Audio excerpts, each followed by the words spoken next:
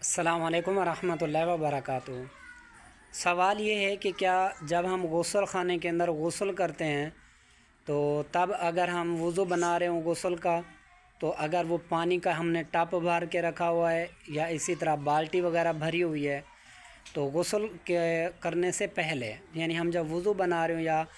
ہاتھ وغیرہ دھو رہے ہوں تو ان کے چھینٹے وغیرہ اگر ہمارے اس ٹپ بھرے ہوئے پانی کے اندر چلے جائیں یا اس بالٹی بھری ہوئی کے رکھی جو ہے اس کے اندر چلے جائیں،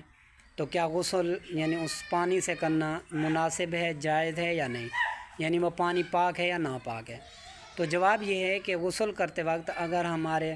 یعنی چھینٹے یا پانی کے یا کچھ بھی اس کے اندر رکھے ہوئے بالٹی اور بھری ہوئے پانی کے اندر چلے جاتے ہیں تو اس سے غسل کر سکتے ہیں بنا وہم کیے۔ کوئی بھی وہم نہ کریں، یہ پانی پاک ہے اور آپ اس سے غسل اور وضو وغیرہ بنا سکتے ہیں۔ جزاک اللہ، اللہ آپ کو جزائے خیر دے۔